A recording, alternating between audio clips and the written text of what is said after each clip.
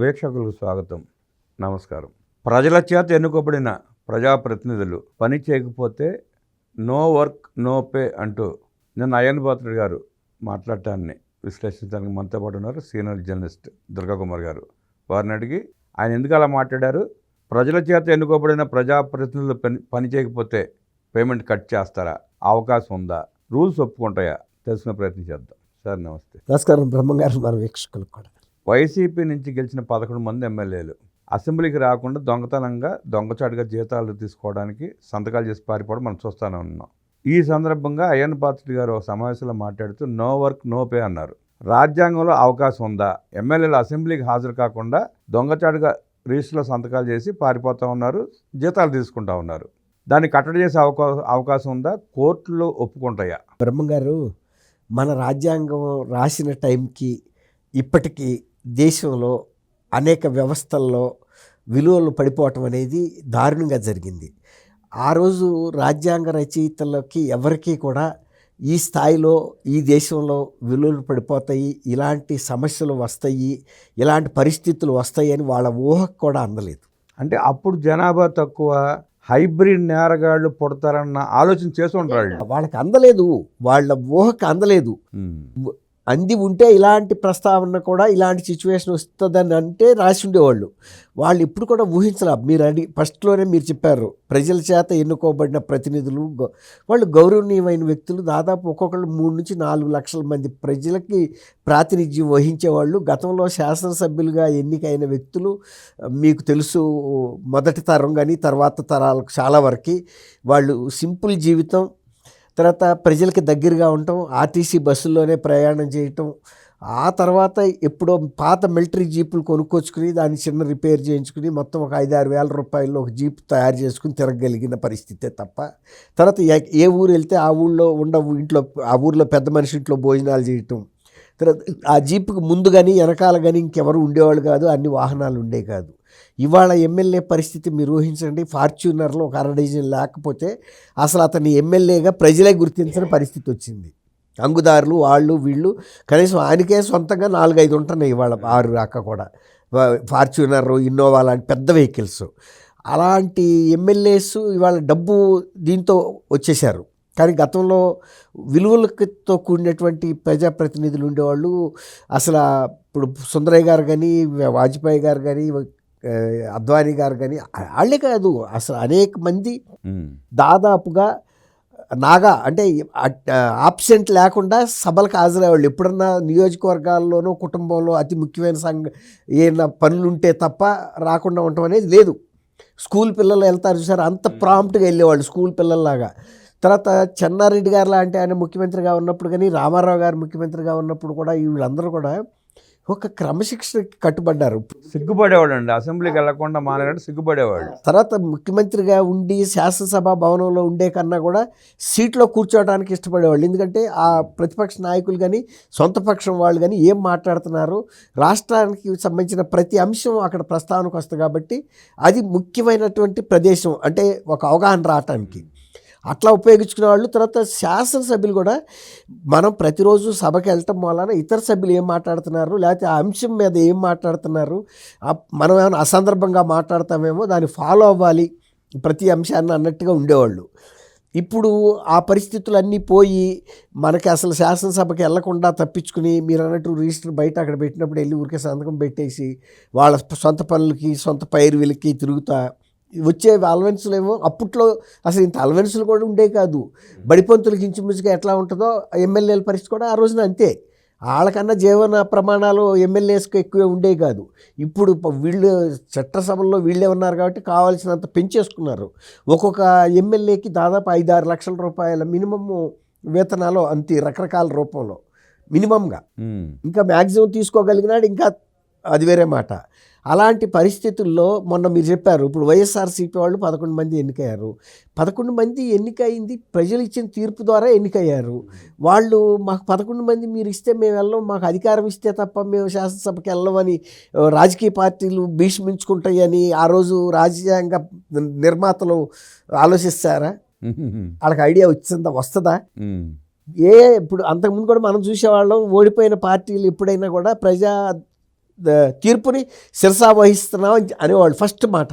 హుందాగా మాట్లాడేవాడు. శిరసా వహిస్తున్నాం అంటే మీరు ఇచ్చిన బాధ్యతను నెరవేరుస్తాం, మాకేమి మీ మీద ఫిర్యాదు లేదు అని. ఇప్పుడు అట్ట కాదు, మీరు నన్ను ఎన్నుకోకపోవటమే మీరు నన్ను చేసిన తప్పు కూడా ప్రజలదే ఎన్నుకోకపోతే. అంతేగాని నేను చేసిన తప్పుల మూలన నాకు ఈ తీర్పు వచ్చింది, ఆ తప్పుల్ని సరి చేసుకోవాలి అనే ప్రయత్నం మీద లేరు ఇప్పటికీ. అయితే మాకు ప్రతిపక్ష పార్టీ హోదా కూడా ఇవ్వలేదు కాబట్టి అది ఇవ్వాలని ఒక పార్టీ నాయకుడు ఇంత గగ్గోలు పెట్టిన సందర్భం భారతదేశ చరిత్ర మొత్తంలో ఏ అసెంబ్లీ కూడా జరగలేదు. తర్వాత పార్లమెంట్లో కూడా, లోక్సభలో కూడా ఇట్లాంటిది ఎప్పుడు రాలేదు. ఏది వస్తే అదే, ఇవ్వకపోతే రాదు, అర్హత లేకపోతే. ఎవరైతే ఇంత గొడవ చేస్తున్నాడో ఆయనకి తెలుసు 10% మొత్తం సీట్లలో ప్రతిపక్ష హోదా రావాలి అని, గెలవాలి అని. గెలవకపోయినా హ్యూమన్ అథారిటీ అంటే దౌర్జన్యానికి దిగి మాట్లాడుతున్నాడు. ఇప్పుడు చట్టాలని ఉల్లంఘిస్తూ మాట్లాడుతున్నాడు. తర్వాత నేనే కాదు, నా శాసనసభ్యులు ఎవరు కూడా శాసనసభలోకి వెళ్ళకూడదు అంటున్నాడు.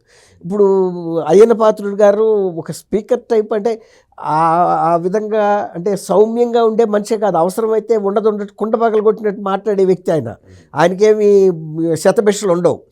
ఆయన ఇప్పుడు మీరు అడిగారు అట్లాంటి నిబంధనలు ఉన్నాయా అని. నిబంధనలు లేకపోయినా సహజ న్యాయం అది. ఇప్పుడు ఇతరులందరికీ మనం దేశవ్యాప్తంగా నో వర్క్ నో పే అన్నప్పుడు అది సహజంగా అందరికీ వర్తించాలి కదా. చట్టసభ సభ్యులే అతిథులు కారు కదా సహజ న్యాయానికి. అది మనం అక్కడ తీసుకోవాలి సహజ న్యాయం. ఒక్కోసారి ఇప్పుడు మన పార్లమెంటరీ వ్యవస్థలో కొన్ని నిబంధనలు ఉటంకించకపోవచ్చు, కానీ బ్రిటిష్ పార్లమెంటరీ సిస్టమ్ని మనం ఫాలో అవుతున్నాం కాబట్టి అక్కడ సాంప్రదాయాలే మనకు చట్టాలు. ఒక 100 ఏళ్ల క్రితం 200 ఏళ్ల క్రితం ఏమి ఈ సందర్భంలో ఎట్లా ఆ నిర్ణయం తీసుకుంది బ్రిటిష్ పార్లమెంట్ అని చూసి దాన్ని బట్టి మనం కూడా ఫాలో అవుతాం. అట్లాగే మన పార్లమెంటు ఇట్లాంటి సందర్భం వచ్చినప్పుడు ఎలాంటి నిర్ణయం తీసుకుందాం. అసలు ఇప్పుడు ఎక్కడ రాలేదు అన్నప్పుడు ఇప్పుడు స్పీకర్స్కి విశేష అధికారాలు ఉంటాయి. ఇప్పుడు అదే లక్నోలో ఇప్పుడు జాతీయ స్థాయిలో అన్ని రాష్ట్రాల స్పీకర్లు ఓం బిర్లా మన లోక్సభ స్పీకర్ గారి ఆధ్వర్యంలో సదస్సు జరుగుతుంది. ఆ సదస్సులో మన స్పీకర్, ఆంధ్రప్రదేశ్ స్పీకర్ అయ్యన్న పాత్రుడు గారు ఇటువంటి సిచ్యువేషన్ మా రాష్ట్రంలో వచ్చింది కాబట్టి, మనం ఎక్కడైనా దేశవ్యాప్తంగా అన్ని సంస్థల్లోనూ వ్యవస్థల్లోనూ పని చేయకపోతే జీతం లేదని అంటున్నాం కాబట్టి, ఇప్పుడు మా శాసనసభలో ఒక విచిత్ర పరిస్థితి వచ్చింది. శాలరీలు మాత్రం బరాబరి తీసుకుంటున్నారు, వాళ్ళు శాసనసభలోకి తొంగి కూడా చూడటం లేదు. ఇలాంటి సిచ్యువేషన్లో మేము ఇలాంటి నిర్ణయం తీసుకోవాలనుకుంటున్నాం అనేది ఒక చర్చా వేదికలో పెట్టాడు ఆయన తన అభిప్రాయాన్ని. ఇప్పుడు వరకు రాష్ట్ర శాసనసభలో అంటా వస్తున్నారు, కానీ ఇది అన్ని రాష్ట్రాల స్పీకర్లు, లోక్సభ స్పీకర్ దృష్టికి కూడా వెళ్ళింది కాబట్టి ఇప్పుడు అట్లాంటి సందర్భంలో వాళ్ళు కూడా చర్చించి, అవునండి మీరు పెట్టిన ప్రతిపాదన బాగానే ఉంది, తప్పేం లేదు, దానికోసం ప్రత్యేకమైన చట్టం లేకపోయినా సహజ న్యాయంకి దగ్గరగా ఉంది కాబట్టి చేయమని సిఫార్సు చేస్తారా, లేదు ప్రజాప్రతినిధులు కాబట్టి అటువంటి నిబంధన పెడితే పార్లమెంటరీ వ్యవస్థను కించపరిచినట్టుగా ఉంటుంది. వాళ్ళు చేస్తే తప్పు చేసి ఉండొచ్చు, కానీ మన వ్యవస్థను మనమే కించపరుచుకున్నట్టు అంటారా, చెప్పలేము ఎట్లా రియాక్షన్ వస్తుంది అనేది. ఇప్పుడు ఇప్పుడు పిగ్మీస్ అంటారు చూసారా, మామూలుగా ఆజానుబాహువులు ఉండేవాళ్ళు జనాలు పూర్వకాలంలో. రాబోయే రోజుల్లో 3 అంగుళాల పిగ్మీలు పుడితే మనం ఏం చేస్తాము, ఇది రాను జీవన పరిణామాల్లో మార్పులో ఇలాంటి క్షీణత జరుగుతుంది. అలాగే మొన్న మధ్య ఒక జడ్జి గారి ఇంట్లో నోట్ల కట్టలు బయటపడ్డాయి. ఆయన కాదంటాడు, ఆయన బంగ్లాలో పడితే అగ్ని ప్రమాదవశాత్తు బయటపడితే. ఇటువంటి గతంలో న్యాయమూర్తులు చేసేవాళ్ళ సిగ్గు లేకుండా ఇంక నాది కాదనే పరిస్థితికి వచ్చింది. దాన్ని దాచిపెట్టడానికి ప్రయత్నించడం ఇవన్నీ కూడా అనేక వ్యవస్థల్లో. మొన్న ఒక పోలీస్ అధికారి, డీజీపీ స్థాయి అధికారి రాసలేళ్ళని వీడియోలు కూడా బయటకు వచ్చినాయి. అట్లా అంటే దొంగలు దొరికినా కూడా బొకాయించడం మళ్ళీ అంటే అదే అంటున్నా. ఇప్పుడు మీరు అడిగారు కదా, ఇప్పుడు ఇలాంటిది ఉందా అని, రేపు వాళ్ళు హైకోర్టులకు వెళ్ళి సవాల్ చేసే సందర్భం కూడా ఉంటుంది. ఈయన మొన్న డబ్బులు కట్టలు దొరికిన జడ్జి గారు సుప్రీంకోర్టు కూడా పిల్లేశాడు కదా, నన్ను సస్పెండ్ చేయడానికి లేదు, విచారించడం లేదని. అవును, దొంగ మాకు ఇమ్యూనిటీ ఉంది, మేము జడ్జీలమే అని. ఎంతవరకు ఇమ్యూనిటీ? ఇలాంటి పరిస్థితుల్లో ఇమ్యూనిటీ ఎట్లా ఉంటుంది? అట్లాగే ఇప్పుడు వీళ్ళు కూడా అనొచ్చు, రేపు వీళ్ళు వెళ్ళి హైకోర్టులో సవాల్ చేస్తారు, ఇలాంటి పరిస్థితి ఎప్పుడు లేదు, మాకు ఇవ్వాల్సిందే, మేము ఒక ఎంపిక అయిన తర్వాత సభకు వచ్చినా రాకపోయినా అని. కానీ అటువంటి సందర్భాల్లో జడ్జెస్ కూడా ఇది ఒక ప్రత్యేకమైన సందర్భంగా తీసుకుని, ఇంకోటి ఏంటంటే ఒక బ్లాంకెట్ రూల్ ఏముందంటే, శాసనసభల్లో లేకపోతే చట్టసభల్లో స్పీకర్ తీసుకున్నదే తుది నిర్ణయం. దాని మీద దాదాపుగా న్యాయస్థానాలు, న్యాయ వ్యవస్థ జోక్యం చేసుకోవు. తర్వాత శాసనసభ ప్రాంగణంలో జరిగే అంశాల విషయంలో కూడా న్యాయ వ్యవస్థ జోక్యం చేసుకోదు.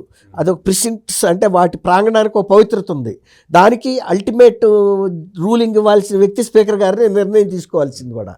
అలాంటి కొన్ని బ్రాడ్ లైన్స్లో కూడా ఆ రోజు ఈ మిస్లేనియస్గా ఆలోచించకపోయినా కొంత బ్రాడ్ లైన్స్లో మన రాజ్యాంగ నిర్మాతలు పెట్టారు స్పీకర్ అల్టిమేట్. కాబట్టి ఒకవేళ ఇట్లాంటి వీళ్ళు డబ్బుల కోసం మాకు ఇవ్వాలని వెళ్ళినా కూడా న్యాయస్థానాల్లో మేము ఈ కేసు అడ్మిషన్ దశలోనే తిరస్కరించే అవకాశం కూడా ఉంది. ఎందుకంటే శాసనసభ స్పీకర్ తీసుకున్న నిర్ణయం శాసనసభకు సంబంధించిన అంశం అది. కాబట్టి అట్లా కొన్ని ఉన్నాయండి స్పీకర్ గారికి ఉండే విశేష అధికారాలు.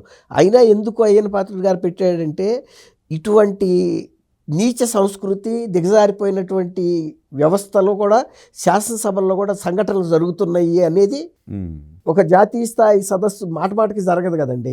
అది ఎప్పుడో ఒక టర్మ్లో ఒకసారి ఎప్పుడన్నా జరుగుతుంది ఇలాంటి సదస్సు, స్పీకర్లు అందరూ రావటం, తర్వాత లోక్సభ స్పీకర్ వీళ్ళు కూడా రావటం, ఇలాంటివి జరగాలండి. జరిగినప్పుడు ఏమవుతుందంటే జనసామాన్యంతో పాటు అసలు వాళ్ళకు కూడా, స్పీకర్స్కి కూడా ఇటువంటి సిచ్యువేషన్ వచ్చినప్పుడు మనం ఎటువంటి నిర్ణయాలు తీసుకోవాల్సి ఉంటుంది అనేది ఒక కొత్త, ఎప్పటికప్పుడు మారుతున్న పరిణామంలో ఇవన్నీ కూడా కొత్త కొత్త సమస్యలు ఎరైజ్ అవుతాయండి వ్యవస్థల్లో, ఊహించనివన్నీ. కానీ అసలు ఆ 11 మందిలో ఒక పెద్ద ఆయన వద్దని చెప్పినా కూడా మిగిలిన వాళ్ళకి కనుక కొంచెం విఘ్నత ఉంటే, మేము ఎన్నికయ్యాం కాబట్టి వెళ్ళాలి, ఒకవేళ వెళ్ళొద్దని మీరు శాసిస్తున్నారు కాబట్టి మా రాజీనామాలని మేము స్పీకర్ ఫార్మాట్లో ఇస్తాము, మీరే తీసుకెళ్ళి మా సమక్షంలోనే స్పీకర్ గారికి ఇవ్వమని చెప్పాలి. అంతే కదండి. ఇప్పుడు మిగిలిన పక్షాలు కూడా అయ్యే చెబుతున్నాయి, మీరు ఆ శాసనసభ స్థానాలకి మీరు ప్రాతినిధ్యం వహించినప్పుడు వహించే వ్యక్తులకి అవకాశం ఇవ్వండి, మీరు పక్కకు తొలగమని అడుగుతున్నారు.